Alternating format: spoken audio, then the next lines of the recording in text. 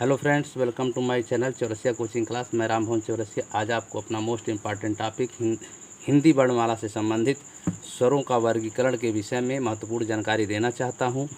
जो क्लास 5, 6, 7, 8, 9, 10, 11, 12 और TET, CTET, super TET, TGT, PGT, ETC upper class के लिए बहुत ही महत्वपूर्ण है। मतलब बड़े बड़े परीक्षाओं में और छोटी परीक्षाओं में भी और बेसिक, मिडिल, जूनियर में भी जो है ऐसे प्रश्न आते हैं। तो बच्चा चूँकि महत्वपूर्ण जानकारी है और सूक्ष्म जानकारी नहीं लेता है तो बाद में कहता है कहाँ से आ गया, इसको तो हमारे सर जी ने बताया ही नहीं था। तो बात होती है महत्वपूर्ण, क्योंकि सब्जेक्ट से पढ़ाया जाता है तो हो सकता है सब्जेक्ट से छूट भी गया हो।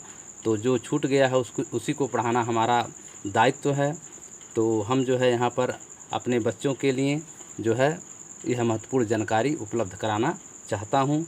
अगर यह वीडियो आप लोगों को अच्छा लगे तो अपने फ्रेंड्स को शेयर करिए और लाइक, सब्सक्राइब और कमेंट अवश्य करें तथा बेल आइकन को प्रेस करना न भूलें ताकि हमारे सभी वीडियोज़ का नोटिफिकेशन आपको मिलता रहे। तो बिना देर किए हम अपना यह हिंदी वर्णमाला से संबंधित स्वरों का वर्गीकरण संबंधित वीडियो स्टार्ट करते हैं। चूँकि अपना यह वीडियो मैं लंबा नहीं खींचना चाहता हूँ, इस कारण जो है मैं पार्ट वाइज पढ़ाना चाहता हूँ, जो आप लोगों की समझ में भी आए और समय भी कम लगे। तो देखिए यहाँ पर मैंने लिखा है स्वरों का वर्गीकरण। तो आज मैं जो है स्वरों का वर्गीकरण के विषय में बताना चाहता हूँ। कुछ चीज़ मैं आज बताऊँगा और कुछ अगले वीडियो में बताऊँगा। तो यहाँ देखिए प्रश्न आता है कुल स्वर कितने होते हैं।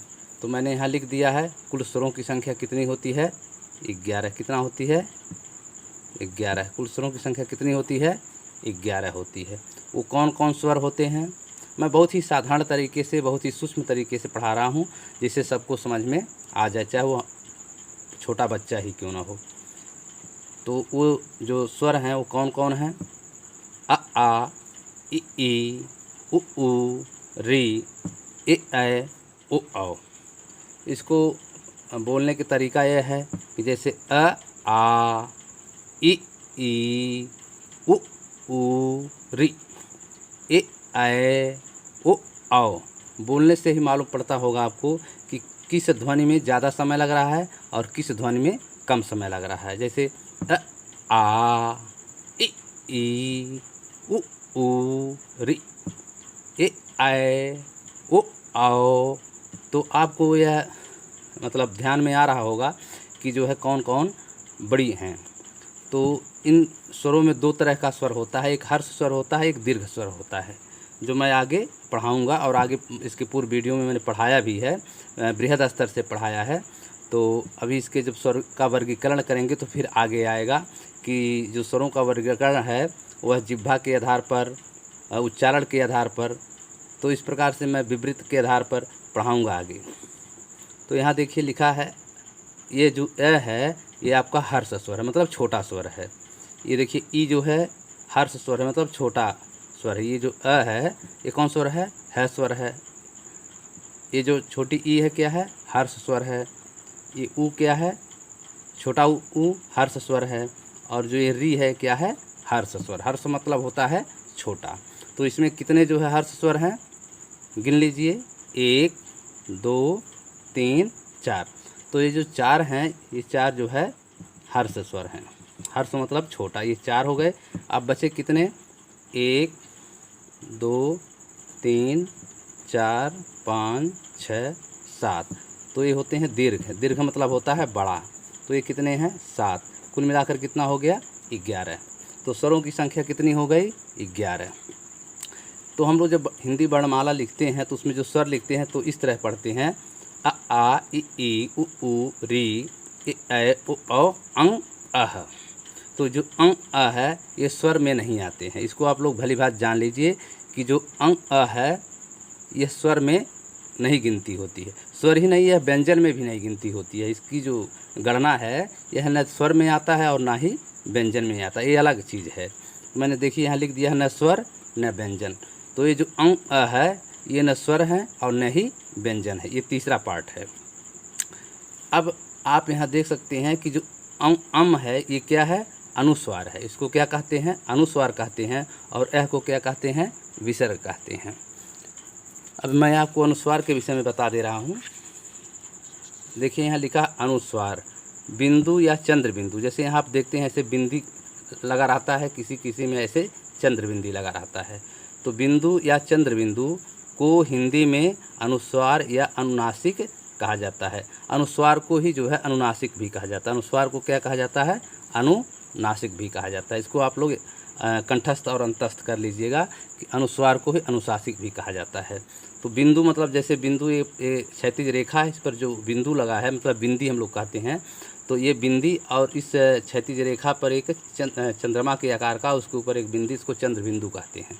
तो बिंदु या चंद्र बिंदु को हिंदी में अनुस्वार या अनुनासिक कहा जाता है। अनुस्वार स्वर के बाद आने वाले व्यंजन होते हैं। जो अनुस्वार होते हैं वह स्वर के बाद आने वाले व्यंजन होते हैं। जैसे मैंने यहाँ लिखा है बंदर, ठीक है। तो जो ये अनुस्वार शब्द आते हैं इस जो है अनुस्वार स्वर के बाद आने वाले व्यंजन होते हैं।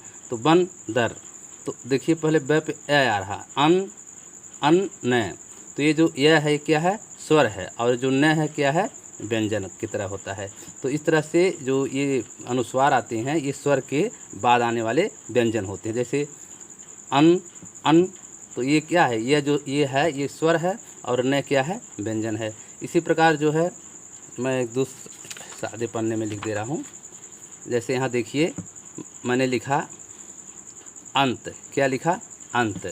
तो अंत में देखिए आधा न तय आ रहा है। तो ये जो न क्या, ये जो न है ये क्या है, व्यंजन है, और जो ये है क्या है, स्वर है। तो ये जो न आ रहा है इसको हम इस तरह भी लिखते हैं, ऐसे भी लिखते हैं, और इस तरह भी लिखते हैं, इस तरह भी लिखते हैं, दोनों तरह लिखते हैं।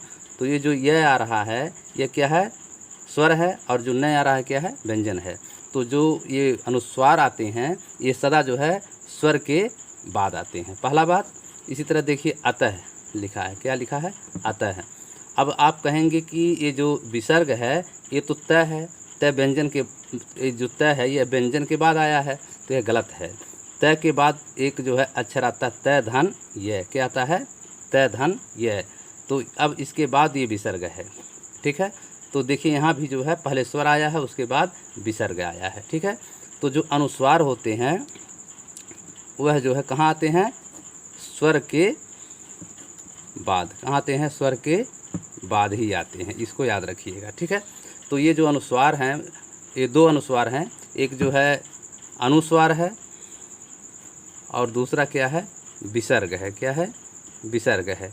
तो ये जो विसर्ग और अनुस्वार हैं इनका संयुक्त नाम क्या है, अयोग वाह, क्या कहते हैं इनको, अयोग। एक शब्द में इसको क्या कहेंगे, अयोगवाह शब्द कहेंगे। और जब उसका हम विच्छेद करेंगे तो उसमें दो पार्ट होगा, एक फर्स्ट पार्ट होगा अनुस्वार और दूसरा होगा विसर्ग, जिसका चिन्ह होता है अनुस्वार का ऐसे बिंदी या चंद्रबिंदी, और विसर्ग का चिन्ह जो ऐसे लाता है, ठीक है। इसकी ध्वनि नाक और मुंह दोनों से निकलती, जो अनुस्वार शब्द होते हैं, ध्वनि होती हैं, तो इनकी जो ध्वनियाँ हैं ये जो है हमारे नाक और मुंह से निकलती हैं। अनुस्वार के दो भेद होते हैं, पहला दीर्घ अनुस्वार जो हम लोग चंद्रबिंदु कहते हैं, ये चाँद में लगाया जाता है, चाँद शब्द में लगाया जाता है, या आँख शब्द लिखते हैं जैसे आँख, तो इसमें चंद्रबिंदु लगा है, ये भी अनुस्वार है जिसको हम दीर्घ अनुस्वार कहते हैं। और दूसरा है लघु अनुस्वार जैसे चंद या बंद, ठीक है। तो ये जो है चंद्रबिंदु है, इसको लघु अनुस्वार कहते हैं। यह वर्गीय व्यंजन के अंतिम वर्ण का उच्चारण या प्रयोग के लिए होता है। यह जो है वर्गीय व्यंजन के अंतिम वर्ण का उच्चारण या प्रयोग के लिए होता है, जैसे पंचम, चंचल, तांगा। उदाहरण के जैसे आपको क वर्ग में आएंगे तो क, ख, ग, घ, अंग, ठीक है। तो ये जो किसी इन चारों अक्षरों में अगर ये किसी के पहले लगता है, जैसे कम, कंचन, ठीक है, तो ये जो कंचन है तो इसमें जो ये किसी पर लगता है तो उस वर्ण के वो अंतिम जो है अंतिम जो इनको हम पंचमाक्षर भी कहते हैं, तो ये पंचमा अक्षर जो 5 होते हैं, जैसे पंचमा अक्षर मैं आपको दिखा दे रहा हूँ, बता दे रहा हूँ यहाँ पर। जैसे देख लीजिए, जैसे क, ख, ग, घ, अंग, च, छ, ज, झ, ञ, ट, ठ, ड, ढ, अड़ा, त, थ, द, ध, न, प, फ, ब, भ, म। तो ये जो है ये आपके इसको स्पर्शी व्यंजन भी कहा जाता है। कौन व्यंजन कहा जाता है? मैं इसके पूर्व के वीडियो में बताया हूँ, स्पर्शी व्यंजन, या इनको एक नाम और है वर्गीय व्यंजन। इस क्या कहा जाता है? वर्गीय व्यंजन। तो ये लास्ट वाला जो 5 अक्षर है, ये देखिए अंतिम वाला जो 5 अक्षर है, अंगा, इसमें य और इसमें ड़ और इसमें न और तथा इसमें मैं, ये जो 5 अक्षर हैं इनको पंचमा अक्षर भी कहा जाता है। ये पंचमा अक्षर जो हैं, इनके जो बाकी ये 4 अक्षर जो इसमें बच रहे हैं, इसे किसी पर अगर यह अनुस्वार लगाया जाता है तो इसका जो उच्चारण ध्वनि होती है अंतिम होता है। ये क्या होता है? अंतिम होता है। अगर हम क पे लगाएंगे तो क्या क्या कहेंगे? कंग। क्या कहेंगे? कंग। जैसे है कहाँ क पे मैंने बिंदी लगाया, तो इसको क्या किस तरह हम इसका ध्वनि का उच्चारण करेंगे?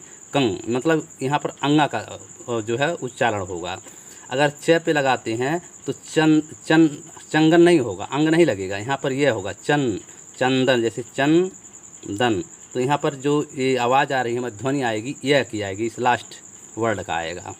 उसी तरह अगर हम ट पे लगाते हैं टंग, तो यहाँ पर ड़ की ध्वनि जो है हमको उच्चारण करना पड़ेगा। उसी पर त पे लगाते हैं तो न का, जैसे तंतु, जैसे तंतु, तो यहाँ पर जो हम ये जो अनुस्वार लगाए हैं इसका जो उच्चारण होगा वो न से होगा। उसी प्रकार प है, तो प पे अगर हम अनुस्वार लगाते हैं तो इसका जो उच्चारण होगा वो लास्ट में जो मैं होता है इसी के रूप में होगा, जैसे पम चम। तो यहाँ जो ये अनुस्वार आ रहा है ये न नहीं है, ये क्या है? मैं है। क्या है? मैं है। ठीक है, तो इसको कहेंगे पंचम। ठीक है, मतलब मैं बोलेंगे इसको। ठीक है, तो इस प्रकार मैंने बताया यह, अब आप इसको समझ गए होंगे। तो मैंने आपको बताया अयोगवाह ये 2 प्रकार के होते हैं, एक अंग, एक होता है अह। तो अंग को जो क्या कहा जाता है? अनुस्वार कहा जाता है, और अह को क्या कहा जाता है? विसर्ग का चिन्ह है। जो आप संधि विच्छेद जब पढ़ेंगे तो विसर्ग संधि जब पढ़ेंगे तो उसमें आपको यह मिलेगा, प्रायः मिलेगा। अब आगे देखिए, यहाँ पर लिखा है स्वर। तो चूँकि मैं आपको स्वर के विषय में बात कर रहा हूँ, तो यहाँ लिखा है स्वर किसे कहते हैं। तो मैं शॉर्टकट में बता रहा हूँ। स्वर जो है, जो वर्ण बिना किसी वर्ण की सहायता से स्वतंत्र रूप से बोले जाते हैं स्वर कहलाते हैं। मतलब जो भी वर्ण या अक्षर या वर्ण जो बिना किसी वर्ण, मतलब बिना किसी अक्षर की सहायता से स्वतंत्र रूप से बोले जाते हैं, स्वतंत्र मतलब आज़ाद रूप से बोले जाते हैं, उन्हें क्या कहते हैं? स्वर कहलाते हैं। ठीक है, जैसे हम अ बोल रहे हैं तो इसमें कोई दूसरा वर्ण नहीं आ रहा है। या बोल रहे हैं तो इसमें देखिए आ, इसमें एकदम सीधा आवाज़ जा रहा है आ। ई बोल रहे हैं तो इसमें सीधा एकदम जाएगा ई। देखिए इसमें कोई दूसरा वर्ण नहीं आता है। व्यंजन इसके दूसरे तरफ से होता है। व्यंजन वह वर्णमाला है या वर्ण है जिसमें जो है किसी दूसरे अक्षर की सहायता लिया जाता है, दूसरे वर्ण की सहायता लिया जाता है, और जो वह वर्ण होता है वो स्वर होता है।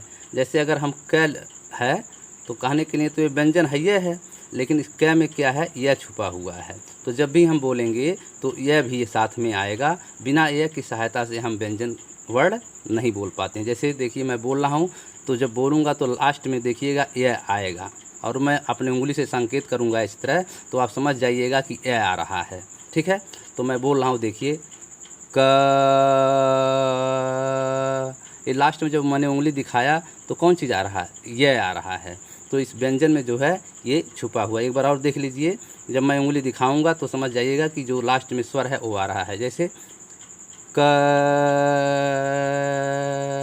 आ रहा है लास्ट में ना, तो बिना वर्ण जो व्यंजन होता है बिना स्वर की सहायता से बोला ही नहीं जा सकता है।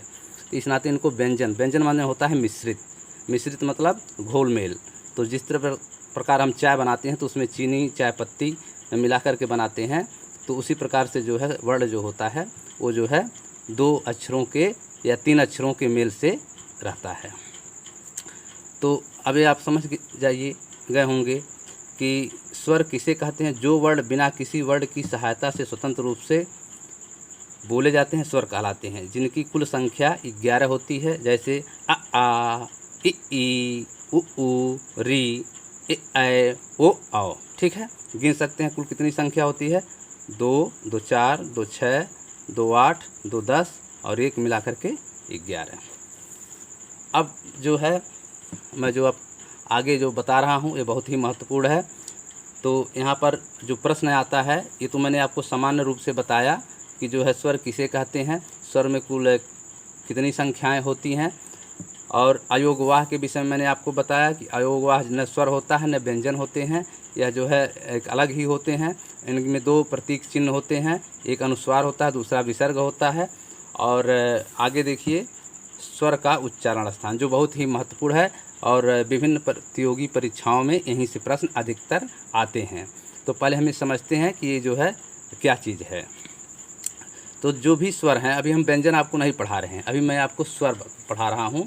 तो स्वर का जो उच्चारण स्थान है, मतलब जो हमारा ये देखिए यहाँ पर मुंह बना हुआ है, ये मुंह का मैंने एक प्रतीक बनाया है। तो इस प्रतीक में जो हम स्वर बोलते हैं, जो 11 हमारे स्वर हैं, उन 11 स्वरों में जो है कहाँ से वो आवाज़ निकलती है, कहाँ से वो ध्वनियाँ निकलती हैं, कहाँ से वो साउंड निकलता है, इसी बात को का यहाँ पर चर्चा किया जा रहा है। यह भी जो है वर्गीकरण किया गया है, बंटवारा किया गया है कि कौन चीज़ कहाँ से, कौन वर्ण कहाँ से निकलता है। तो आप यहाँ देख सकते हैं कि जो अ और आ है, इनका जो उच्चारण स्थान है ये कंठ से निकलते हैं। कहाँ से निकलते हैं, हमारे गले के नीचे जो कंठ है, जो वहाँ पर देखिएगा थोड़ा उठा हुआ है, वहीं से निकलता है कंठ। देखिए यहाँ पर मैंने बनाया है, यहाँ चित्र आप देख सकते हैं, ये आपका कंठ है, ये आपका जीभ है, और ये आपका ऊपर का हिस्सा मुंह का है, और ये नीचे का हिस्सा है, और ये आपका नली है, वायु नली, मतलब जो हवा या खाना वाना हम खाते हैं, पानी पीते हैं, जो अंदर जाती है। ठीक है, तो इस प्रकार से आप देख सकते हैं जो यहाँ का चिन्ह है ये कंठ है, और जो ये है ये आपका तालु है, मैंने गले से थोड़ा सा ऊपर तालु है, और एकदम जो मुंह के ऊपर जो छत लगा है, छत मैंने आप जान ही रहे हैं कि एकदम सीधे ऊपर तो थोड़ा गड्ढा टाइप का इस तरह से रहता है, वृत्ताकार थोड़ा सा, तो वो आपका मूर्धा है। और उसके बाद आपका दांत आता है, और दांत के बाद जो है जो हमारी ओठ है, वो ओठ है वो आता है। तो उस प्रकार से यहाँ देखिए कि जो है कंठ से जो है कौन कौन आवाज़ निकलती है, ए और आ जो है ये इसका उच्चारण स्थान कहाँ है, कंठ है। कंठ से आवाज़ या ध्वनि या साउंड निकलता है। फिर ई, इसका उच्चारण स्थान कहाँ है, तालु, तालु को ही तालव्य भी कहते हैं। ठीक है, तालु कहाँ पर है, तालु यहाँ पर है। देखिए ई मैंने यहाँ लिख दिया है, कंठ से क्या निकलता है आ, तालु से ई, और मूर्धा से री, और ओष्ठ से उ निकलता है। ठीक है, तो उ का उच्चारण स्थान क्या है, ओष्ठ, जिसको हम होठ भी कहते हैं तद्भव शब्द में। फिर है री का उच्चारण स्थान मूर्धा है। मैंने एक चित्र बनाया, यहाँ देख लीजिए, जैसे एक घर मकान होता है, तो मकान में देखिए नीचे फर्श होता है, फर्श के बाद क्या होता है, दीवार होती है, दीवार के ऊपर क्या होता है, छत होता है, छत के बाद जो है आगे बरामदा टाइप होता है, तो उस बरामदा में भी मतलब जो है दांत समझिए, और उसके बाद जो उसके आगे का हिस्सा रंगीन होता है ओष्ठ है। तो यहाँ पर जो फर्श है वही कंठ है, जो फर्श मतलब नीचे जो हमारा गला है यही आपका कंठ है, और जो दीवार है मतलब जो है जब आप अपने मुंह में और मकान की तरह देखिए तो जो मकान में एक दीवार की तरह है वही आपका तालु है, और जो सबसे ऊपर का हिस्सा है जो गड्ढा टाइप है वो मूर्धा है, मतलब छत है।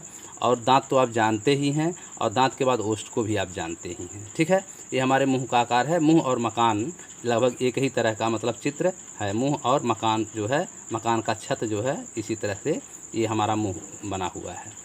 तो कहने का मतलब आप समझ गए कि जो स्वरों का उच्चारण स्थान है, आ का उच्चारण स्थान कंठ है, इसको याद रखिएगा, अभी मैं पूछूंगा।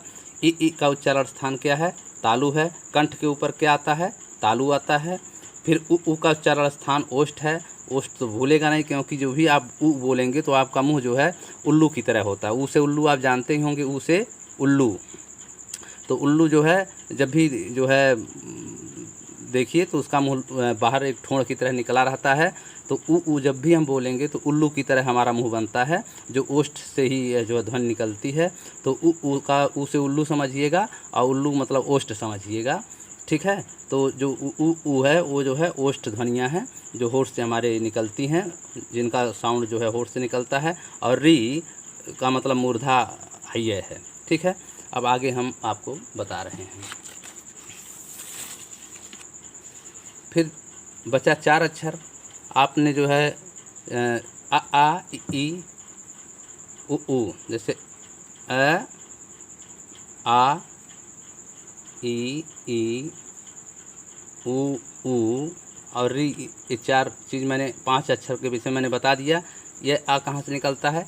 सबसे नीचे क्या है? कंठ। उसके ऊपर क्या है? तालु है।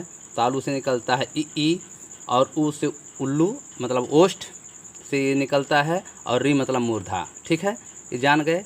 अब बाकी बचे 4 स्वर ए ऐ और ओ औ।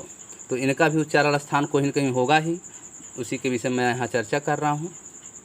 तो ऐ का जो उच्चारण स्थान है वह 2 जगह से होता है। कहाँ से होता है? 2 जगह से होता है, मतलब 2 ध्वनियों से मिल करके जो है ए का निर्माण होता है, एक अक्षर का निर्माण होता है। वो 2 ध्वनियाँ कौन हैं? एक अ है और एक ई है। जब हम संधि पढ़ेंगे तो उस संधि में हम आएगा इस तरह से कि जो है अ और ई मिलने से कौन सी संधि बनती है। इसको हम आगे संधि के में जब आएंगे तब पढ़ाएंगे आपको। तो यहाँ देखिए य और ई, तो आपको मैंने बताया कि य की जो साउंड निकलता है, ध्वनि निकलती है, वो कहाँ से निकलता है? यह सबसे पहले आता है। ऐसे ही शुरुआत होती है किसी हिंदी में स्वर का। तो य आ, ये हिंदी में पहला जो वर्ड है, पहला स्वर है। तो यह जो है हमारा सबसे मुंह में सबसे नीचे क्या है? कंठ है। तो कंठ से ये जो आवाज़ निकलती है आ, ये कहाँ से निकलती है? कंठ से निकलती है। तो यह जो है कौन सी ध्वनि हुई? कंठ ध्वनि हुई। कौन ध्वनि हुई? कंठ ध्वनि हुई। उसके बाद आ के बाद क्या आता है? ई आता है। तो जो कंठ है, कंठ के ऊपर क्या है? तालु है, तालव्य है। तो वह जो है तालु वर्ड जो हुआ, या ई जो है कंठ ध्वनि तालु ध्वनि हुई। तो जो है ई को हम क्या कहेंगे? तालु ध्वनि। तो जो ई से क्या, किस वर्ड का जो है, किस स्वर का निर्माण होता है? आय का। अ और ई से जो है आय का निर्माण होता है। तो इस तरह से हम इसको क्या कहेंगे? कंठ तालु। क्या कहेंगे? कंठ तालु वर्ड, ठीक है। तो ई क्या है? कंठ तालु वर्ड हो गया। उसी प्रकार आय का उच्चारण स्थान क्या है? ए और ई है, ठीक है। मतलब जो आय बनता है यह जो है 2 वर्डों से मिलकर के बनता है, यह और ई से। तो यह का जो उच्चारण स्थान है आपको मैंने बताया ही कंठ है, और ई का जो है तालव्य है या तालु है। तो यह जो है आय जो है ये भी कौन वर्ड है? कंठ तालु वर्ड है। क्या है? कंठ तालु उच्चारण स्थान है। फिर आपका आया ओ उच्चारण स्थान। ओ का जो उच्चारण स्थान है वह अ प्लस उ, उल्लू वाला उ, ठीक है। तो अ प्लस उ मतलब अ और उ से जो है क्या बनता है? ओ बनता है। तो यह जो है आप जानते हैं कंठ ध्वनि है, और उल्लू वाला मैंने बताया ओष्ठ वाला है। तो उ से ओष्ठ, तो कंठ धन ओष्ठ से क्या हो गया? कंठोष्ठ। क्या हो गया? कंठोष्ठ, ठीक है। तो जो ओ वर्ड है यह कौन वर्ड है? कंठोष्ठ वर्ड है। फिर औ का उच्चारण स्थान। तो औ जो है ये भी जो है यह प्लस औ से यह प्लस उ से बना है, ये बड़ा उ रहेगा यहाँ पर, ठीक है। तो जो यह और बड़ा उ मिल करके जो है औ का निर्माण करते हैं। तो यह जो है आपका कंठ ध्वनि है, और उ आपका जो है उल्लू वाला मैंने बताया है ओष्ठ ध्वनि है। तो इस प्रकार से कंठ धन ओष्ठ मिला करके क्या होता है? कंठोष्ठ ध्वनि। तो इस प्रकार से आप जान गए होंगे कि ये जो है क्या है? कंठ तालु जो है वर्ड है। आय भी जो है कंठ तालु वर्ड है। वो जो है कंठोष्ठ है, और औ भी जो है कंठोष्ठ ध्वनियाँ हैं, ठीक है। अब आगे मैं जो है कुछ विशेष प्रश्न बताता हूँ जिसमें जो है अंतर समझना बहुत ही आवश्यक होता है, और प्रश्न ऐसे घुमा फिरा कर देता है जिसको हम लोग समझ नहीं पाते हैं और प्रायः गलतियाँ कर देते हैं। तो देखिए हर्ष स्वर कितने हैं? 4। मैंने आपको बताया ही है कि अ, ई उ, री। हम लोग इसे छोटा भी कहते हैं कि छोटा या, छोटा ई, छोटा उ कहते हैं, ठीक है। तो ये जो छोटा य है, छोटा ई है, छोटा उ है, ये प्लस री, ये 4 जो वर्ड हैं ये कौन वर्ड हैं? हर्ष स्वर हैं। इन्हीं हर्ष स्वरों को जो है मूल स्वर भी कहते हैं। क्या कहते हैं? मूल स्वर भी कहते हैं। ठीक है, तो अगर प्रश्न आता है कि हिंदी वर्णमाला में कुल मूल स्वर कितने हैं, तो आप क्या बताएंगे? 4। कौन कौन? अ, ई, उ, री। अगर इस तरह से प्रश्न आता है कि हिंदी वर्णमाला में कुल हर्ष स्वर की संख्या कितनी है, तभी भी आप क्या बताएंगे? 4, अ, ई, उ और री। ठीक, इसी प्रकार जो है कुल मूल दीर्घ स्वर, तो जो कुल मूल दीर्घ स्वर हैं वो तो जो कुल दीर्घ स्वर हैं वो तो 7 हैं, लेकिन अगर उसमें पूछता है कि कुल मूल दीर्घ स्वर, दीर्घ मतलब दीर्घ स्वर तो 7 होते हैं, लेकिन जो मूल दीर्घ स्वर हैं, मूल मतलब होता है मुख्य या जड़। ठीक है, जो प्रमुख दीर्घ स्वर हैं वो कौन कौन है? वो भी 3 हैं। कौन कौन है? बड़ा आ, बड़ी ई और बड़ा उ। ठीक है, तो इस प्रकार से कुल मूल दीर्घ स्वर कितने हैं? 3 हैं। बड़ा आ, बड़ी ई और बड़ा उ। छोटा में देखिए, यह का आ हो गया है, ई का ई हो गया है, उ का उ हो गया है, री तो पहले ही आ गया है हर स्वर में। ठीक है, तो 3 इसमें ले लेंगे, 3 इसमें ले लेंगे और री को हर्ष में जोड़ देंगे। ठीक है, तो ये हो जाएगा 4 और मूल दीर्घ स्वर हो जाएंगे 3। फिर प्रश्न आता है कुल संयुक्त स्वर, तो कुल संयुक्त स्वर संख्या कितना होता है? 4। कितना होता है? 4। कौन कौन? ए, ऐ, ओ, औ। ये संयुक्त क्यों कहा जाता है? संयुक्त माने इसमें मिला हुआ या जुड़ा हुआ या मिश्रित, ठीक है, या मिक्सचर। तो इस प्रकार से जो है मैंने आपको बताया कि देखिए यहाँ पर ए, ऐ, ओ, औ ये स्वतंत्र जो है नहीं है, इसमें जो है 2-2 वर्णों का जो है ऐड किया गया है। जैसे कौन कौन है? ए में जो है अ, ई है, ऐ में जो है अ और बड़ी ई है, ओ में जो है अ और छोटा ऊ है, और ओ में जो है अ और बड़ा ऊ है। ठीक है, तो इसमें देखिए 2-2 जो है संयुक्त स्वर हैं। तो अगर पूछता है कि कुल संयुक्त स्वर कितने हैं, तो 4 हैं। कौन कौन हैं? ए, ऐ और ओ, क्योंकि इनमें 2-2 स्वर ऐड हैं। यहाँ पे मैंने फिर लिख दिया है कि जो 4 संयुक्त स्वर हैं कौन कौन हैं? ए में अ धन ई, ऐ में जो है अ धन बड़ी ई, ओ में अ धन छोटा ऊ और औ में अ धन बड़ा ऊ। तो ये जो 4 संयुक्त स्वर हैं। कौन है? संयुक्त स्वर हैं। ठीक है, फिर पूछता है कि कुल हर्ष स्वर कितने हैं, तो कुल हर्ष स्वर जो है 4 हैं, अ, ई, उ, री। और कुल दीर्घ स्वर, वहाँ तो मैंने देखिए दोनों में मैंने दीर्घ स्वर डाला है, यहाँ भी दीर्घ स्वर है और यहाँ भी दीर्घ स्वर है, लेकिन अंतर क्या है? यहाँ पर मूल मैंने डाला है। क्या डाला है? मूल। और यहाँ पर मूल शब्द नहीं है। तो कुल दीर्घ स्वर की संख्या कितना होता है? 7। और कुल हर्ष जो है स्वर, हर्ष मतलब मूल स्वर या छोटा स्वर कितने होते हैं? 4 होते हैं। नोट, री हर्ष स्वर में आते हैं, यह संस्कृत से लिया गया है, जैसे री और ली। चूँकि जो है जो री वर्ड है यह संस्कृत से लिया गया है। संस्कृत में और भी शब्द है जैसे री और ली भी आते हैं, तो कहीं कहीं पर इनका जो है हिंदी में वर्णमाला में कहीं कहीं उसको जो है नहीं गिना जाता है, नहीं जोड़ा जाता है। ठीक है, तो आपको अगर यह वीडियो अच्छा लगा तो आप लोग अपने मित्रों को, अपने फ्रेंड्स को शेयर करना न भूलें। और इसके बाद मैं जो है हिंदी वर्णमाला में स्वरों का वर्गीकरण पढ़ाने वाला हूं, जो बहुत ही इम्पॉर्टेंट जो है वीडियो होगा। उसमें जो है जैसे आपका जो है आ जाएगा जीभ से उच्चारण से कौन कौन वर्ड आते हैं स्वरों में, फिर उसके बाद उच्चारण के स्थान पर मैंने आपको पढ़ाई दिया है। फिर उसके बाद जो है जीभ, ओष्ठ, विवृत इत्यादि के विषय में मैं आपको बताने वाला हूं। तो अगर हमारा वीडियो आपको अच्छा लगेगा तो आप लोग लाइक सब्सक्राइब अवश्य करिएगा, और जो है हमारा वीडियो पर कमेंट अवश्य कीजिएगा, जिससे हमारा उत्साहवर्धन हो। धन्यवाद।